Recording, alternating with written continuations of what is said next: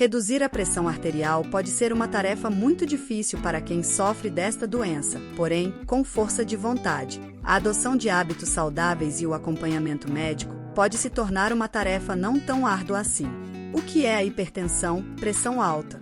A hipertensão, popularmente conhecida como pressão alta, é uma doença silenciosa que pode atingir homens, mulheres e até crianças. A pressão arterial é nada mais do que a força que o sangue exerce contra a parede das artérias para fazer o sangue circular por todo o corpo. É considerada hipertensa uma pessoa que possui a pressão arterial em repouso maior que 14 multiplicação 9. 140 mm Hg/x 90 mm Hg. O valor ideal deve ficar em torno de 12 multiplicação 8 ou 120 mm Hg/x 80 mm Hg. A pressão arterial pode variar e ficar um pouco mais alta em situações de estresse, agitação ou esforço físico. Por isso, quando uma pessoa já apresenta estes números em repouso, deve buscar orientação médica o quanto antes. Como reduzir a pressão arterial?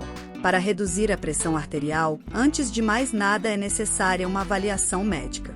Em alguns casos, dependendo da gravidade, o médico poderá solicitar apenas algumas mudanças de hábitos para tentar modificar o quadro. Mas, na grande maioria das vezes, será necessário incluir um medicamento para relaxar os vasos. O que o paciente precisa fazer para baixar a pressão?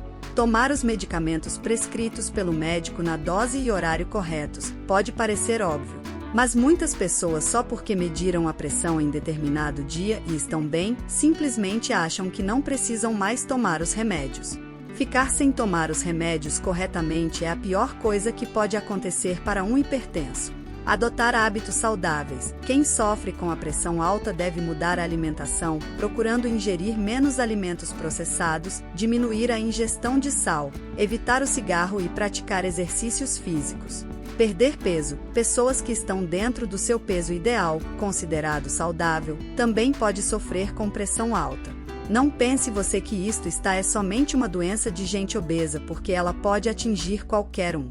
Mas, se você estiver acima do peso, deve procurar orientação para emagrecer. É comprovado que a cada quilo perdido, a pressão arterial pode reduzir de 1,3 mm Hg a 1,6 mm Hg. Mude a alimentação. Uma alimentação mais saudável, que passa longe de produtos processados, pode contribuir bastante para reduzir a pressão arterial. Pare de fumar. O cigarro é um dos maiores inimigos para quem quer reduzir a pressão. Tente largar este hábito de vez. Alimentos que ajudam a reduzir a pressão arterial.